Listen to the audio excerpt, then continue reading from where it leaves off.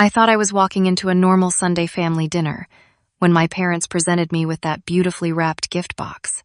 The dining room felt unusually formal, with my mother Patricia's best china and my father Robert wearing his rarely used tie. They watched me with strange intensity as I untied the silver ribbon. Inside, instead of something celebratory, were legal documents showing my brother Brandon's $400,000 gambling and drug debt to dangerous people. My father's voice turned ice cold as he declared I must pay it since I was the only one with savings. When I refused in absolute shock, he grabbed his wineglass and hurled the burgundy liquid directly into my face while my mother screamed for me to get out of their house immediately. I sat in my Honda Civic outside their suburban Denver home, burgundy wine dripping from my hair onto my cream-colored sweater, trying to process what had just exploded in that dining room. My hands shook as I used napkins from my glove compartment to wipe the sticky liquid from my face, the smell of alcohol making my stomach churn. 28 years old, and my own parents had just assaulted me for refusing to bankrupt myself for my brother. The legal documents lay scattered across my passenger seat, where I'd thrown them in my frantic exit. With trembling fingers, I gathered the papers and forced myself to read through them properly.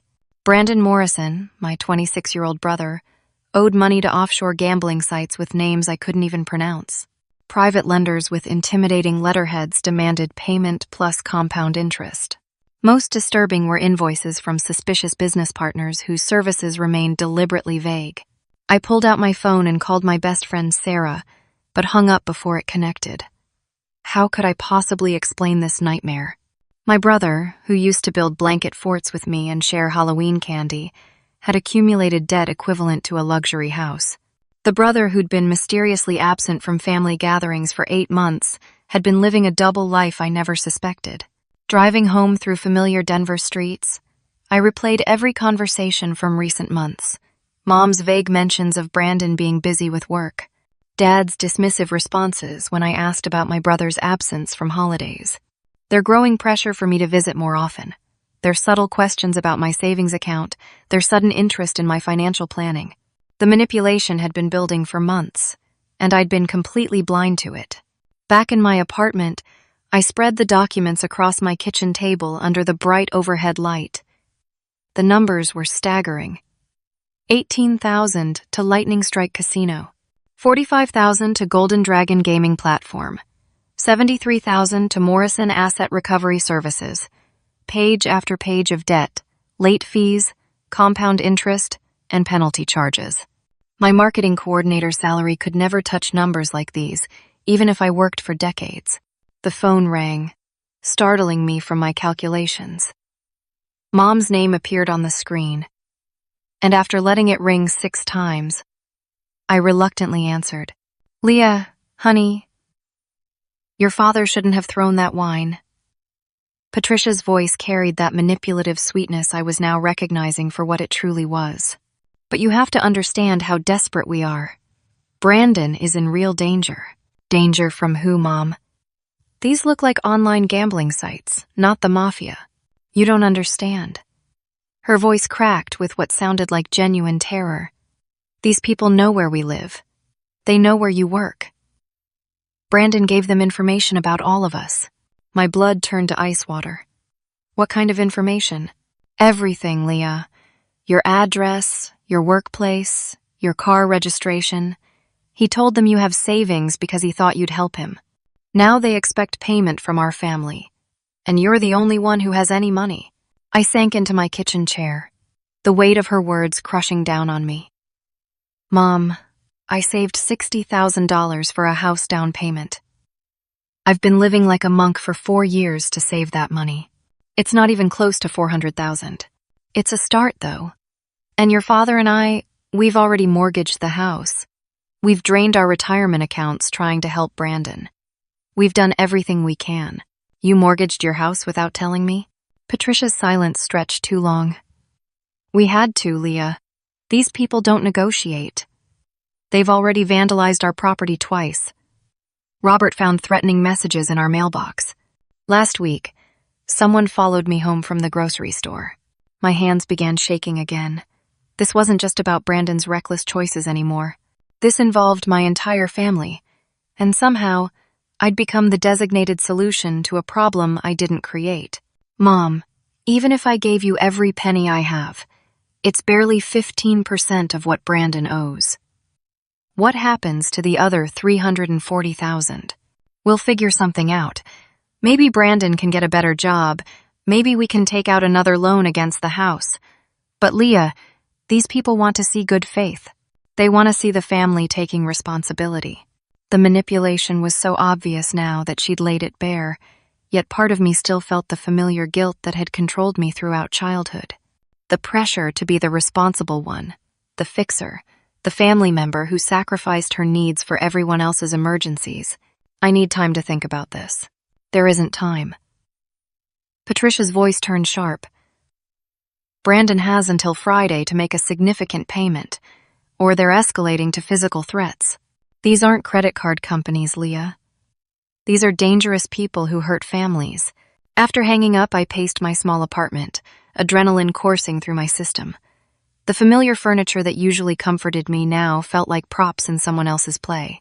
Everything I'd worked for, every sacrifice I'd made to build financial security, was suddenly under attack by people who were supposed to love and protect me. I opened my laptop and researched the companies listed on Brandon's debt statements. Lightning Strike Casino operated from some island nation I'd never heard of. Golden Dragon Gaming Platform had customer service numbers that led to busy signals. Morrison Asset Recovery Services had a website that looked professional but provided no actual information about their services or location. As I dug deeper into my research, a horrifying realization began forming. I grabbed my purse and pulled out my wallet, checking for cards I didn't remember applying for. Then I logged into my bank account and scrutinized every recent transaction. Nothing seemed obviously wrong, but subtle anomalies caught my attention. Small fees I didn't recognize. Inquiries from financial institutions I'd never contacted. My phone buzzed with a text from an unknown number. Leah Morrison. We know about your savings account. Your family's debt is your responsibility now. Pay attention to your surroundings. The message included 3 photos that made my blood freeze. Me walking into my apartment building yesterday morning. Me at my desk at work last Tuesday. Me buying groceries at the King Soopers on 15th Street 2 days ago. Someone had been watching me, photographing me, documenting my routine. I called the police, but the officer who took my report sounded bored and skeptical. Without direct threats of violence, there's not much we can do about text messages, miss. Maybe change your phone number and be extra cautious for a few days. That night, I barely slept. Every sound in the hallway made me jump. Every car door slamming outside my window sent adrenaline shooting through my system.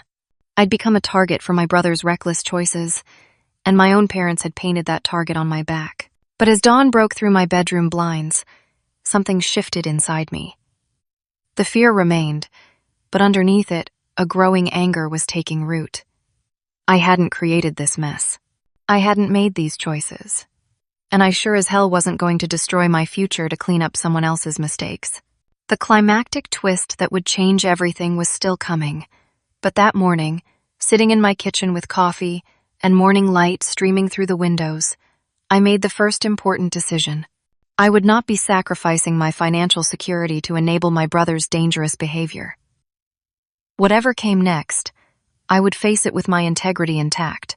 I returned to my apartment after a tense day at work to find my front door slightly ajar.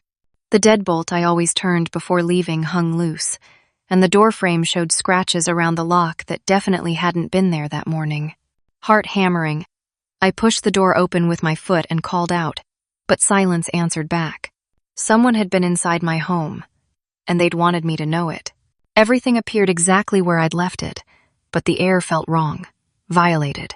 My laptop remained on the coffee table, my jewelry box untouched on the dresser, my television and expensive camera equipment undisturbed. This wasn't a burglary. This was a message, delivered with surgical precision, to maximize psychological impact. I grabbed my phone and dialed Brandon's number for the first time in 8 months, my anger overriding the fear. He answered on the 5th ring, his voice cautious. Leah? What's up? What's up? What's UP? Someone broke into my apartment, Brandon. Someone's been following me and taking pictures. Mom and Dad ambushed me last night trying to force me to pay your debts. What exactly have you told these people about me? Look, I never meant for this to get complicated. His tone carried that familiar defensive whine I remembered from childhood. I just mentioned that my family might be able to help with payments. These guys, they're not patient people. You gave criminals my personal information without asking me? I was desperate, okay? They were talking about breaking my legs. When someone mentions your family might help, you grab onto that hope. Where are you right now, Brandon? A pause. I'm staying with cousin Jake in Colorado Springs. It's temporary, just until this gets sorted out. Sorted out by me paying $400,000 I don't have? You have $60,000. Mom told me about your house fund. My grip tightened on the phone. Mom told you about my private savings? She said you've been really responsible with money and that maybe the family could work together to solve this problem. The manipulation ran deeper than I'd realized. My parents hadn't just sprung this on me last night. They'd been planning this ambush for months, discussing my finances behind my back, positioning me as the family's financial savior.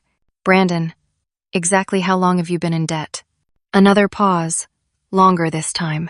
It's complicated. How? Long. Maybe 2 years? It started small, just a few thousand here and there. But the interest rates on these sites are insane, and when you're losing, you keep thinking the next bet will turn everything around. 2 years? Mom said this started 8 months ago. Mom doesn't know everything. I've been handling most of this on my own. My laptop chimed with a notification. New activity on my credit report. Someone had attempted to open a credit card account in my name at 3 different banks today. All applications had been declined due to fraud alerts I'd placed that morning, but seeing the attempts made my skin crawl. Brandon, have you been using my personal information for loan applications? What? No. Why would you ask that? But his voice had that telltale pitch change that meant he was lying. Just like when we were kids. And he'd deny breaking something Mom had clearly seen him break. I spent the next 2 hours on the phone with credit monitoring services, banks, and fraud prevention hotlines. The picture that emerged was terrifying. Someone had been attempting to use my social security number and personal information for financial applications over the past 6 months. Small attempts at first. Then increasingly bold ones. Most had been blocked by automatic fraud detection, but a few smaller accounts had actually been opened. My landline rang at 9:30 p.m., an unusual time for calls. The caller ID showed my parents' number. Leah, we need to talk. Dad's voice carried an authority that had intimidated me throughout childhood. Your mother is very upset about your attitude yesterday. My attitude? Dad, you threw wine in my face. You were being selfish and stubborn. Brandon is your brother. Family helps family. By bankrupting ourselves for his gambling addiction? It's not that simple. These debts aren't just from gambling. Brandon got involved with some business ventures that went bad. He's a victim here too. What kind of business ventures? Import-export things. International trading. The details are complicated, but the point is, he trusted the wrong people, and now our whole family is paying the price. I'd never heard Brandon mention any business ventures, and the vague description sounded like something from a crime movie. Dad, can you be more specific about these business ventures? Look, Leah, we don't have time for 20 questions. We need $60,000 by Friday or things are going to get very ugly for all of us. Your mother hasn't slept in weeks. I've had chest pains from the stress. We're all suffering because you won't step up and help your family. The emotional manipulation was textbook perfect, designed to make me feel guilty for their problems and responsible for their suffering. But something in Dad's tone bothered me beyond the usual guilt-tripping. He sounded rehearsed, like he'd practiced this speech. I need to see more documentation before I consider anything. Real contracts, real payment schedules, proof that $60,000 would actually solve the problem instead of just delaying it. We don't have time for paperwork and analysis. We need action. Then you don't have my money. I hung up before he could respond and immediately started researching everything I could find about offshore gambling, debt collection, and financial fraud. What I discovered made my blood run cold. Many legitimate debt collectors were required to provide written verification of debts within 30 days of initial contact.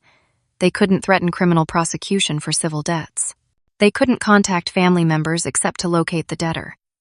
The behavior my family was describing didn't match legal debt collection practices. Moreover, legitimate gambling sites typically had dispute resolution processes, customer service departments, and regulatory oversight. The companies on Brandon's paperwork operated in legal gray areas where American consumer protections might not apply. As I dug deeper into the documents Mom had given me, I noticed something that made my hands tremble. Several of the debt certificates weren't just addressed to Brandon Morrison. They were addressed to Brandon Morrison and co-signers. In the fine print of 3 different documents, my name appeared as a co-signer or guarantor. I had never signed any of these documents. I had never even seen them before yesterday. Someone in my family had forged my signature and used my personal information to secure these debts without my knowledge or consent. The people demanding payment from me weren't just trying to pressure me into helping my brother. According to these fabricated documents, I was already legally responsible for much of his debt. My own parents had committed identity theft against me. At 9:15 the next evening, I was on hold with yet another credit fraud hotline when my doorbell rang. Through the peephole, I saw a middle-aged man in a navy suit holding what appeared to be official identification. My hand hovered over the deadbolt as anxiety spiked through my chest. "Miss Morrison? I'm Detective James Crawford with the Denver Financial Crimes Unit. I'd like to speak with you about your family's recent financial situation." His credentials looked legitimate through the peephole, and after verifying his badge number through the non-emergency police line, I cautiously opened the door. Detective Crawford appeared to be in his late 40s, with graying temples and the tired eyes of someone who'd seen too much human greed and deception. "Miss Morrison, I apologize for the late hour, but I've been investigating a complex fraud case that involves your brother Brandon and, unfortunately, your parents as well. Based on recent developments, I believe you may be in danger." He settled into my living room chair and opened a thick manila folder. "For the past 3 months, we've been tracking a money laundering operation that uses fake gambling debts to clean money from various criminal enterprises. Your brother isn't just a gambling addict who got in over his head. He's an active participant in financial crimes." The words hit me like physical blows. "That's impossible. Brandon is reckless and selfish, but he's not a criminal. I understand this is difficult to hear." Crawford pulled out surveillance photographs showing Brandon meeting with men I didn't recognize in parking lots and coffee shops. These meetings have been happening for over a year. Brandon helps create fake gambling losses that correspond to real money these individuals need to legitimize. The debts create paper trails for illegal funds. My mind raced, trying to process this information. But the threatening messages, the photos of me, some of those threats are real, from actual criminals who Brandon has been working with. But others are completely fabricated, designed to manipulate your family into paying money to cover Brandon's criminal activities. The break-in at your apartment yesterday was meant to terrify you into compliance. Crawford showed me bank records that made my head spin. Complex transfers between accounts, payments that didn't match the gambling debts, money flowing in directions that made no financial sense if Brandon was simply a victim of gambling addiction. Your parents aren't innocent victims either, Miss Morrison. We have evidence suggesting they've been willfully ignorant about Brandon's activities and, in some cases, actively helpful. What do you mean actively helpful? Phone records show regular conversations between your parents and Brandon about family financial resources. They've been providing him with detailed information about your savings, your work schedule, your personal habits. They've also been lying to you about the timeline and severity of the situation. Crawford opened another folder and showed me transcripts that made my stomach turn. Phone conversations between my mother and Brandon, discussing my stubbornness and strategies for emotional manipulation. Text messages between my father and Brandon, sharing details about my bank account balance and work location. They've been planning last night's confrontation for weeks, Miss Morrison. The wine throwing, your mother's dramatic reaction, even the timing of the dinner invitation was coordinated to maximize emotional pressure. But why? Why would they do this to me? because Brandon convinced them that this was a temporary problem that could be solved with one large payment. He told them the criminal activities were over, and that clearing these debts would end the family's involvement. They believed they were protecting both Brandon and you by pushing for a quick financial solution. Crawford leaned forward, his expression growing more serious. The reality is that Brandon has been using your family's financial information to create false co-signers on criminal contracts. The forged documents you found aren't mistakes or desperate measures. They're part of a systematic pattern of identity theft that Brandon has been conducting against your family for months. He showed me copies of loan applications, credit inquiries, and financial documents that all bore my forged signature. Someone had been practicing my handwriting, studying my signature from family documents, perfecting the forgery over time. The good news is that your refusal to pay last night and your parents' reaction to that refusal gave us exactly what we needed to document the family's financial dysfunction and Brandon's manipulation tactics. You were watching last night? We've been monitoring your family for 3 weeks, gathering evidence. Your parents' willingness to assault you and throw you out for refusing to pay debts you didn't create demonstrates the extent of the manipulation you've been subjected to. Crawford's phone buzzed, and he glanced at it before looking back at me with an expression I couldn't read. Miss Morrison, there's something else you need to know. Something that changes everything about this situation and your family's behavior. He reached into his briefcase and pulled out a sealed envelope with my name written in handwriting I recognized immediately. My grandfather's careful script, slightly shaky from his final months, but unmistakably his. Your grandfather contacted our department 6 months ago, shortly before his death.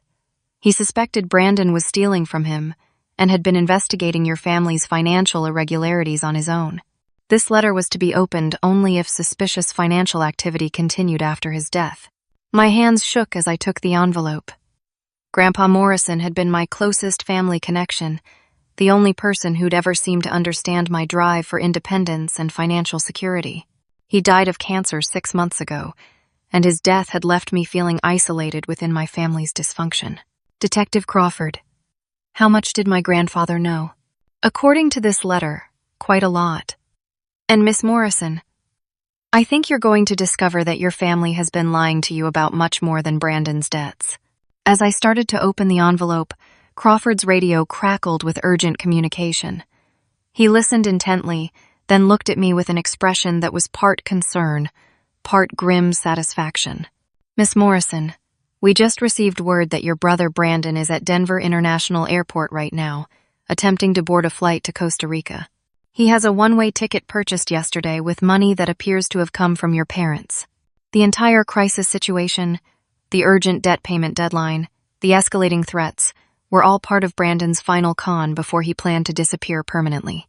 My hands trembled as I broke the wax seal on grandfather's envelope, Detective Crawford watching solemnly from across my living room. Inside, grandfather's familiar handwriting filled multiple pages, along with photocopied documents and bank statements I'd never seen before. My dear Leah, the letter began. If you're reading this, then the financial irregularities I've been documenting have continued after my death, and you've likely become a target of your family's dysfunction. I'm sorry I couldn't protect you from this while I was alive, but I hope the evidence I've gathered will help you now. The first revelation hit like a sledgehammer. For over a year before his death, grandfather had been secretly documenting Brandon's theft from his accounts. Not just the occasional $20 or $40 I might have expected from a desperate young man, but systematic theft totaling over $15,000. Brandon had been stealing prescription medications from grandfather's medicine cabinet and selling them to supplement his gambling losses. Brandon has been visiting me twice a week, ostensibly to help with household tasks, grandfather's letter continued. But I began noticing missing medications, cash disappearing from my wallet, and unauthorized charges on credit cards I rarely used. I installed a hidden camera system and documented months of theft. Crawford handed me a tablet displaying video footage that made my heart break. Grandfather, frail from cancer treatments, watching from his bedroom doorway as Brandon rifled through his medicine cabinet, stealing pain medications and anxiety prescriptions that grandfather needed for his final months of life. Your parents knew about the theft, Leah. I confronted them with evidence in February, 2 months before my death. Instead of supporting me or getting Brandon help, they asked me to be patient and understanding. Patricia suggested that Brandon was going through a hard time and that family should stick together. Robert implied that my cancer medications weren't that important since I was dying anyway. Tears blurred my vision as I read grandfather's account of my parents' betrayal. They'd chosen enabling Brandon over protecting a dying family member who'd loved and supported them for decades. The most important thing you need to know, Leah, is that I changed my will in my final weeks, specifically to protect you from your family's financial irresponsibility. Crawford reached into his briefcase and pulled out legal documents that made my breath catch. Grandfather's will, filed with the county probate court 6 months ago, left me his entire estate. His house, valued at $200,000. His investment accounts, worth $120,000. His life insurance policy, another $60,000. Total inheritance, $380,000. My inheritance? But Mom and Dad said probate was complicated, that it might take years to sort out. Miss Morrison, Crawford said gently, your parents have been lying to you about your inheritance for 6 months. They've been actively trying to contest the will, claiming your grandfather was mentally incompetent when he changed it. They've spent thousands of dollars on attorney fees trying to redirect your inheritance to Brandon. The detective showed me legal documents that revealed the depth of my parents' deception. They'd filed multiple challenges to grandfather's will, claiming he'd been manipulated into changing it. They'd hired attorneys to argue that his cancer medications had impaired his judgment. They'd even attempted to have him declared mentally incompetent posthumously, all while telling me that probate was simply taking some time. Furthermore, Crawford continued, your parents have been stealing from your grandfather's estate while preventing you from accessing your rightful inheritance. They've been using money that legally belongs to you to pay Brandon's debts and attorney fees. Bank records showed unauthorized withdrawals from grandfather's accounts after his death. Patricia had been using a power of attorney that expired upon grandfather's death to access funds that should have been frozen for probate. Over $35,000 had been withdrawn and transferred to accounts connected to Brandon's debt payments. The mortgage story they told you is partially true, Crawford explained. But they didn't mortgage their own house. They took out loans against your grandfather's house, using forged documents that claimed ongoing probate complications. Since you're the legal inheritor, they've essentially been stealing against property that belongs to you. I set down the letter and stared at Crawford, overwhelmed by the scope of my family's betrayal. They've been using my inheritance money to pay Brandon's debts while pressuring me to use my savings? That's exactly right. And there's more. The final pages of grandfather's letter revealed financial detective work that would have impressed professional investigators. He'd been tracking suspicious activity in family bank accounts, documenting unusual expense patterns, and monitoring changes in everyone's financial behavior. Your parents have been enabling Brandon's criminal activities for much longer than they've admitted, grandfather had written. I believe they've been willfully ignorant about the source of his money problems, because acknowledging the truth would require them to take difficult action. It's easier to see him as a victim than as someone who's chosen criminal behavior. Crawford showed me evidence that validated grandfather's suspicions. Patricia and Robert's bank accounts showed payments to attorneys specializing in criminal defense, not just probate law. They'd been researching money laundering penalties and criminal conspiracy charges. They'd been preparing for legal consequences they knew were coming. Your grandfather's letter contains one final piece of information that explains tonight's urgent situation, Crawford said, his expression growing darker. Brandon has been planning to flee the country permanently with money extracted from a final major fraud. The death threats and urgent payment demands are largely fabricated to create one last financial emergency before he disappears forever. Crawford showed me evidence that validated this shocking revelation. Brandon had purchased airline tickets to Costa Rica using a credit card connected to an account funded by my parents. He'd opened bank accounts in countries without extradition treaties. He'd been researching permanent residence requirements for Americans fleeing financial crimes. Tonight's dinner wasn't just about getting your money, Miss Morrison. It was Brandon's final con before he planned to leave you and your parents to deal with both the real and fabricated consequences of his criminal activities. The letter concluded with words that broke my heart and filled me with fierce determination. Leah, you are the only family member with the integrity and strength to break this cycle of dysfunction. I've left you these resources not just as an inheritance, but as protection against the people who should have been protecting you. Build a beautiful life free from their toxic patterns, and know that I'm proud of the woman you've become. I wiped tears from my face and looked at Crawford with new resolve. What happens next? Next, Miss Morrison, we arrest your parents and your brother for identity theft, fraud, conspiracy, and elder abuse. And you get to decide how you want to rebuild your life with the security your grandfather intended for you to have. But as Crawford reached for his radio to coordinate the arrests, his phone rang with an urgent call that would reveal Brandon's final, desperate gambit. The con wasn't over yet, and my brother's desperation was about to lead to his complete downfall in a way none of us could have predicted. Detective Crawford answered his phone with a sharp "Crawford here," then listened intently before putting the call on speaker. Agent Sarah Martinez from Denver International Airport Security spoke with urgency that cut through my emotional fog. Detective, we have Brandon Morrison in custody, but there's something you need to know immediately. He was attempting to board Flight 447 to Costa Rica with a carry-on bag containing $47,000 in cash and multiple fraudulent identity documents.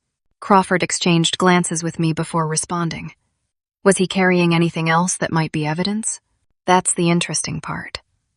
He had a laptop with detailed records of financial transactions, customer lists, and what appears to be instructions for money laundering operations. But here's what's really concerning. He was also carrying printed emails between himself and Patricia and Robert Morrison, dated as recently as yesterday, discussing coordination of tonight's emotional manipulation tactics. My stomach dropped as the implications hit me. Detective, my parents weren't just naive enablers. Crawford's expression had turned grimmer than I'd seen all evening. Agent Martinez, can you read some of those email excerpts? The most relevant one is from Patricia Morrison to Brandon, sent yesterday at 2 p.m. Quote, Robert practiced the wine throwing with grape juice this morning. We think the shock value will make Leah too emotional to think clearly about the money. If she still refuses after the physical confrontation, we'll move to Plan B and threaten to cut contact permanently. End quote. The room seemed to tilt around me. My parents hadn't acted in desperate emotion last night. They had rehearsed assaulting me with wine. They had planned the psychological trauma as a manipulation tactic. Agent Martinez, what was Plan B? According to another email, they were prepared to claim that Brandon had been kidnapped by creditors and that only immediate payment would secure his release. They had already prepared fake audio recordings of Brandon being tortured to play over the phone. Detective Crawford stood up and began pacing my living room. Miss Morrison, your parents weren't victims of Brandon's con. They were active partners in a conspiracy to defraud you of your life savings and inheritance. Agent Martinez continued reading from the seized emails. There's extensive correspondence about your daily routine, your work schedule, and your emotional vulnerabilities. Patricia wrote detailed psychological profiles describing your guilt responses and your tendency to sacrifice for family. They've been treating you like a mark in a long-term con game. How long has this been going on? I whispered. Based on these emails, the planning started immediately after your grandfather's death 6 months ago. The initial plan was to contest the will and redirect the inheritance to Brandon directly. When that failed due to your grandfather's thorough legal documentation, they shifted to manipulating you into voluntarily paying Brandon's debts with both your savings and the inheritance once they could access it. Crawford's radio crackled with another update. Detective Crawford, this is Sergeant Williams at the Morrison residence. We're executing the search warrant now. You need to know that we've found a staging area in the basement with props for fake kidnapping scenarios, audio recording equipment, scripts for phone calls, and photographs of the target. Photographs of who? Leah Morrison.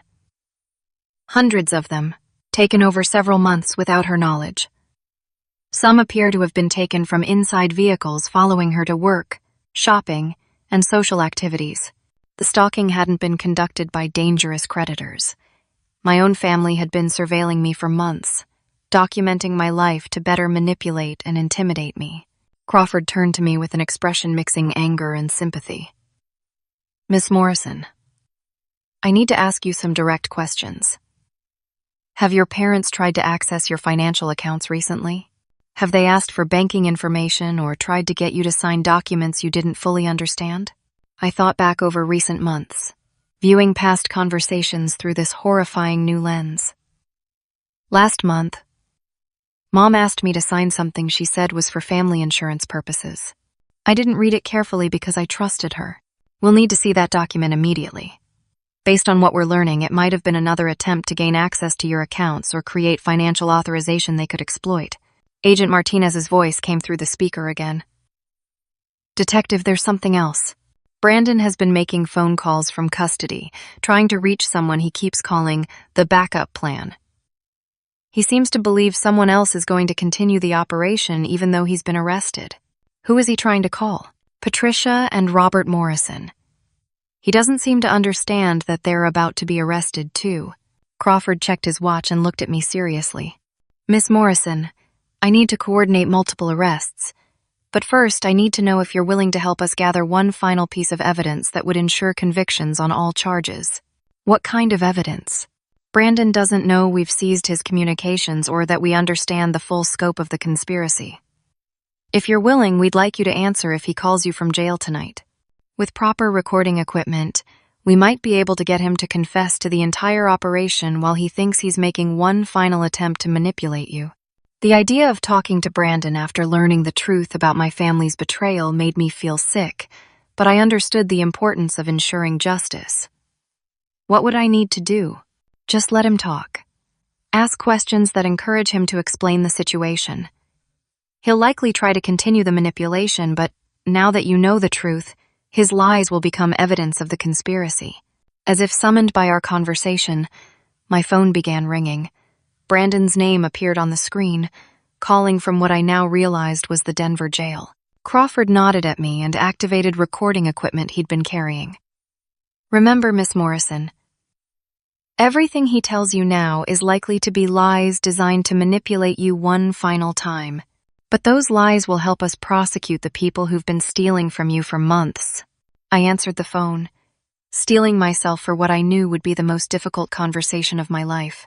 Brandon's voice came through the speaker, sounding panicked but still carrying that manipulative tone I now recognized as calculated performance. Leah, thank God you answered. Listen to me very carefully. The police have made a huge mistake. I was at the airport trying to meet with people who could help solve our family's debt problem, and now they think I was trying to flee the country. Brandon, where did you get the money for a plane ticket to Costa Rica? That's not important right now. What's important is that these police don't understand how dangerous our situation is. The real criminals are still out there, and now that I've been arrested, they're going to target you and Mom and Dad directly. It was extraordinary how smoothly he lied. How naturally he shifted between victim and manipulator depending on what the situation required. Brandon, I found documents that show you've been forging my signature on financial papers. Leah, you have to understand, I was trying to protect you. These people wanted to put the entire debt in your name.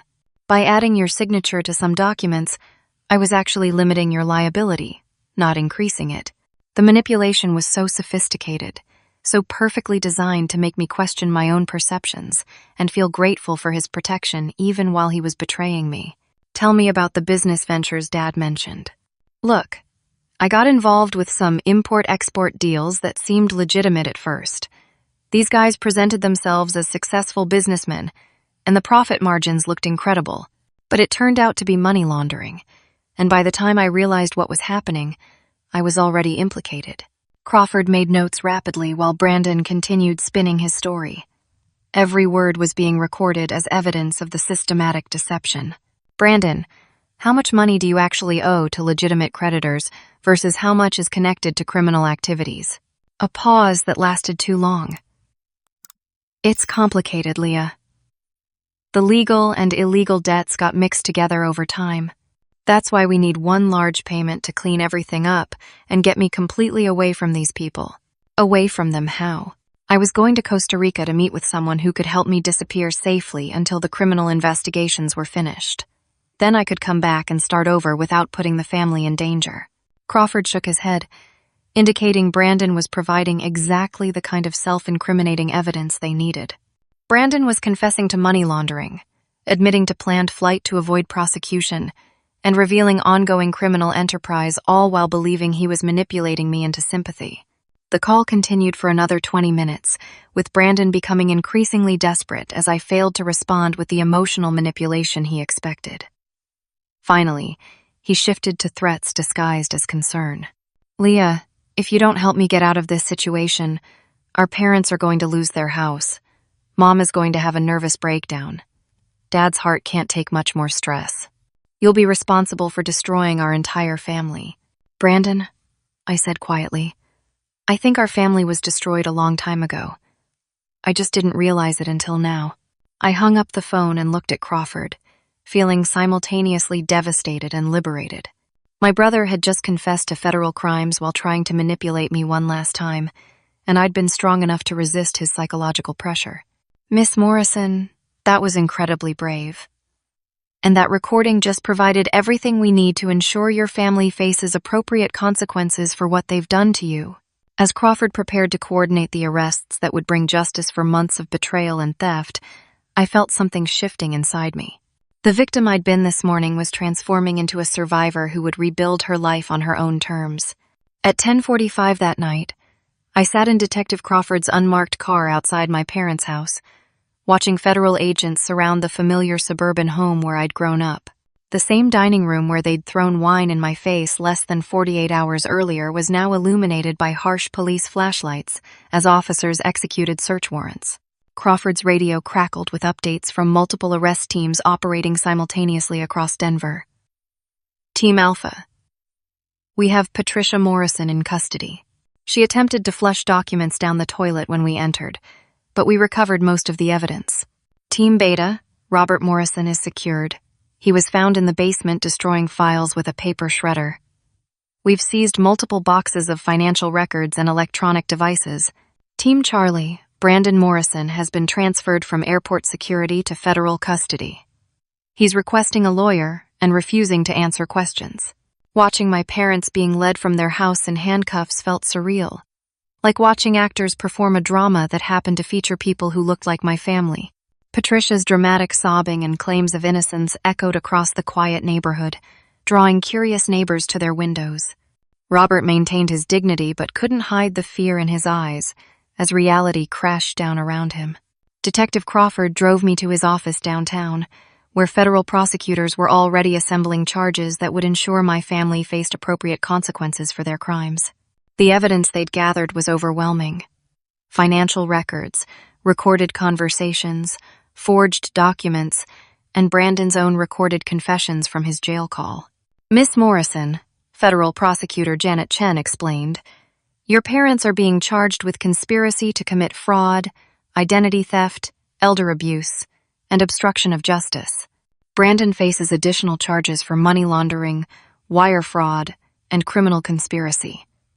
Based on the evidence, we expect all three to accept plea agreements rather than risk trial."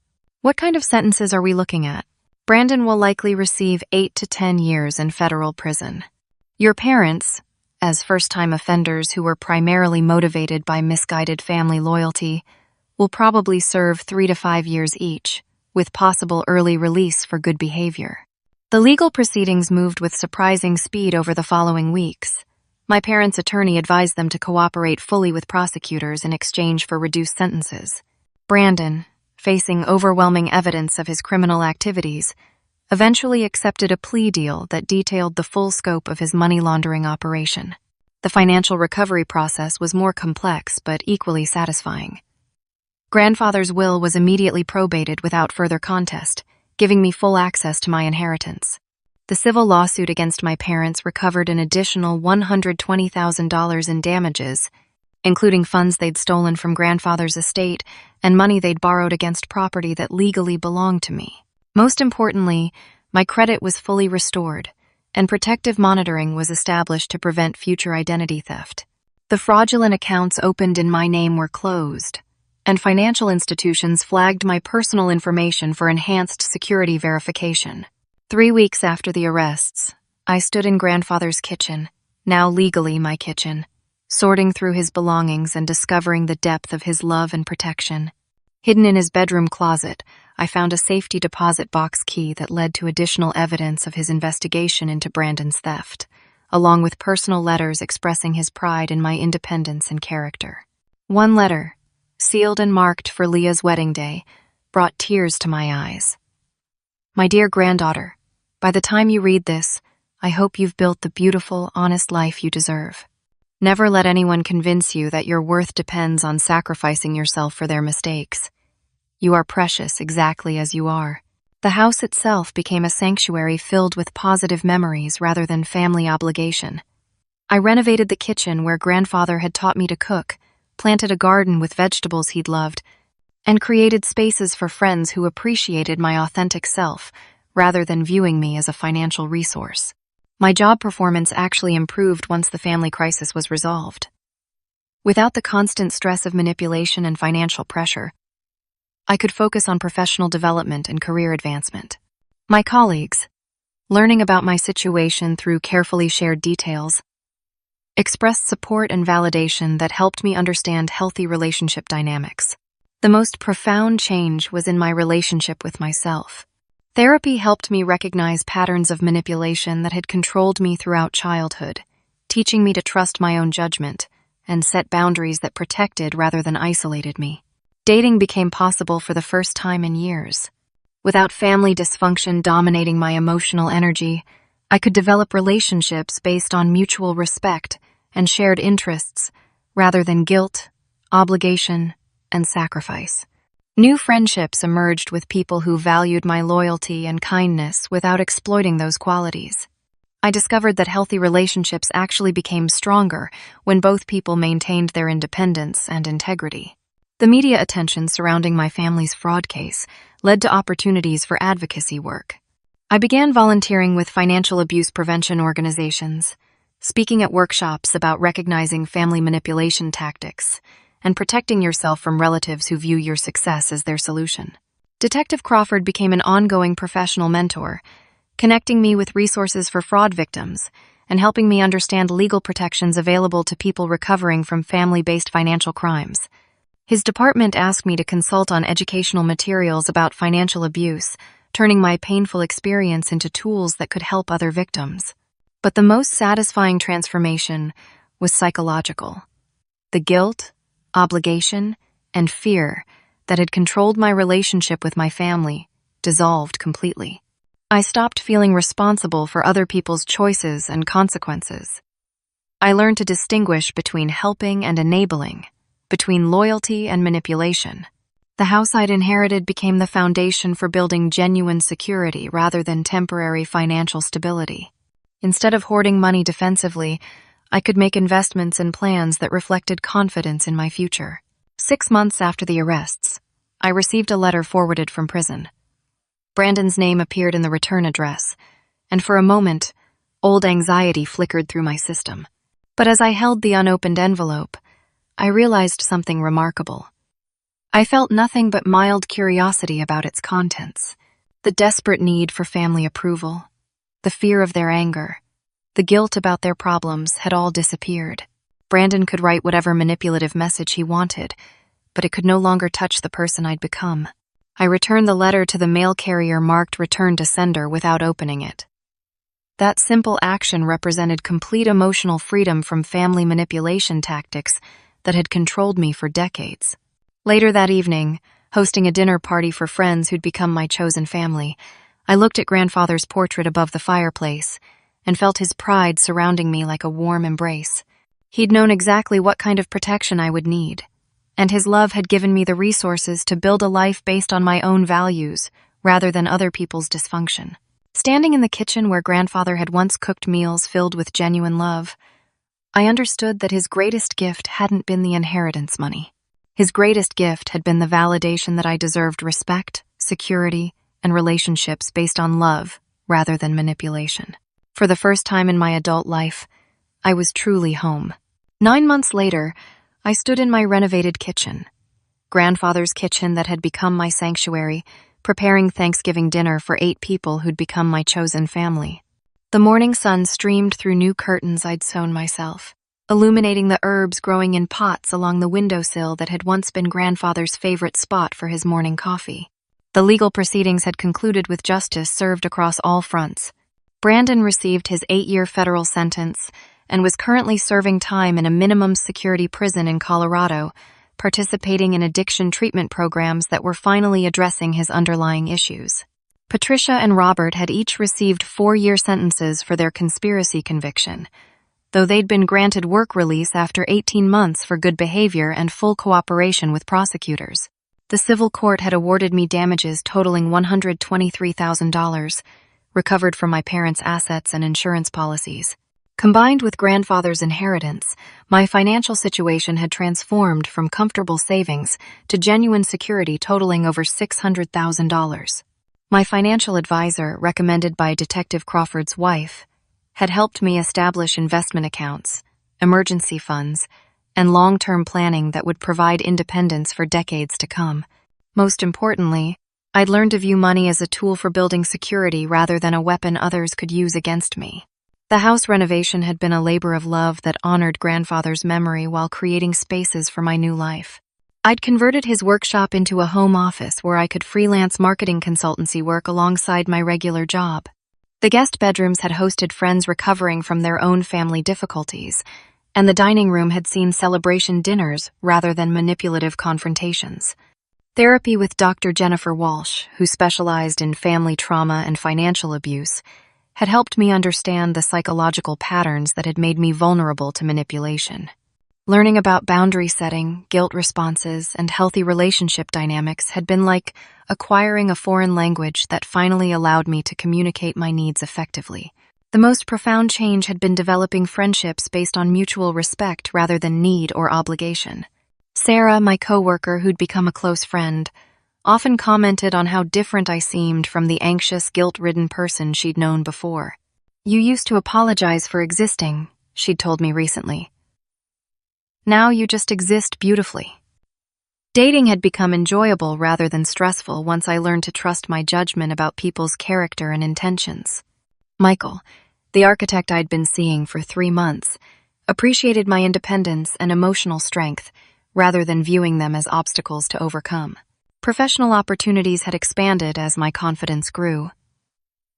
The marketing firm where I worked had promoted me to senior coordinator, recognizing skills and insights that had been buried under family stress for years. My consulting work with financial abuse prevention organizations had led to speaking opportunities and consulting contracts that provided both income and purpose. Community involvement had replaced family obligation as my primary source of meaningful connection. Volunteering with the Denver Financial Crimes Victim Support Network allowed me to help other people navigate similar situations, transforming my painful experience into genuine service. Detective Crawford and I maintained a professional relationship that had evolved into friendship, and he often referred fraud victims to me for peer support and practical guidance. "You understand this specific type of betrayal in ways that textbooks can't teach," he'd explained when asking me to mentor other family fraud victims. The house had become a gathering place for holidays and celebrations that felt genuinely joyful rather than obligatory. Friends brought dishes for potluck dinners, neighbors stopped by for coffee and conversation, and the relationships that filled my life were based on choice rather than blood relation. Most importantly, my relationship with Grandfather's memory had deepened into daily gratitude rather than grief. I'd found videos he'd recorded for me during his final months, messages expressing pride in my character and confidence in my ability to build a beautiful life. His wisdom guided decisions about career, relationships, and financial planning. Cooking in his kitchen had become meditation and celebration combined. I'd learned to make his favorite recipes, adding my own variations while maintaining the love and attention to detail that had made his meals special. The act of nourishing friends in the same space where he'd nourished family felt like honoring his legacy properly. As I carved the turkey for tonight's dinner, surrounded by friends whose conversation and laughter filled the house with warmth, my phone rang. The caller ID showed Colorado Department of Corrections, indicating a call from someone in the prison system. For just a moment, old anxiety flickered through my awareness. "Brandon," attempting one final manipulation from behind bars, Patricia or Robert, trying to re-establish contact for Thanksgiving. Some family member believing that enough time had passed for forgiveness and reconciliation. But as I looked around my kitchen, at the friends chopping vegetables and setting the table, at the life I'd built based on respect and genuine affection, I realized something extraordinary. I felt completely unmoved by the ringing phone. Without hesitation, I declined the call and returned to carving turkey for people who loved and appreciated me exactly as I was. The phone call couldn't touch the security and happiness I'd built, and whoever was calling would have to find their own path toward healing and accountability. "Everything okay?" Michael asked, noticing the declined call. "Everything's perfect," I replied, and meant it completely. During dinner, as friends shared what they were grateful for, I looked at grandfather's portrait hanging above the fireplace and felt his presence like a warm blessing. His greatest gift hadn't been financial security, though that had been crucial. His greatest gift had been the validation that I deserved relationships based on love rather than manipulation, security rather than sacrifice, and respect rather than obligation. "I'm grateful for learning the difference between helping people and enabling them," I said when my turn came. "I'm grateful for discovering that protecting yourself isn't selfish, it's necessary. And I'm grateful for everyone at this table who chose to be here because they want to be, not because they have to be." The evening continued with stories, laughter, and the kind of genuine connection that I'd once believed was impossible for someone like me. Friends helped with cleanup not because I'd guilted them into it, but because they enjoyed contributing to our shared celebration. Later, after everyone had gone home, I sat in grandfather's favorite chair with a cup of tea and reflected on the journey from victimhood to genuine happiness. The woman who'd sat in her car with wine dripping down her face 18 months ago seemed like a different person, someone I remembered fondly but could barely recognize as myself. The most beautiful part of my new life was its foundation in choice rather than obligation. Every relationship, every commitment, every decision was made from a place of strength and authentic desire rather than guilt and manipulation. As I turned off the lights and headed to bed, I passed the small framed photo of grandfather and me from my college graduation, when he'd told me how proud he was of my independence and determination. "You're going to build something beautiful, Leah," he'd said that day. "Don't let anyone convince you to settle for less than you deserve." Looking back, I could see that he'd been preparing me for this exact situation, building my confidence and sense of self-worth so that when the crisis came, I would have the strength to choose myself over dysfunction. Now, living in the house he'd left me, surrounded by relationships he would have approved of, building the kind of life he'd known I was capable of creating, I finally understood the full scope of his love and protection. The nightmare that had begun with a wine-stained confrontation in a dining room had transformed into the foundation for everything I'd ever wanted: security, respect, genuine love, and the freedom to be exactly who I was meant to be. As I drifted off to sleep in my own home, surrounded by evidence of a life built on my own terms, I whispered a thank you to grandfather for seeing my worth when I couldn't see it myself, and for giving me everything I needed to build a future filled with authentic joy. Have you ever found yourself in a situation where you had to choose between family loyalty and protecting yourself? How did you navigate those difficult boundaries between helping and enabling? Share your thoughts in the comments below, and if this story resonated with your own experiences, please like this video to help others who might be facing similar family manipulation find these important lessons.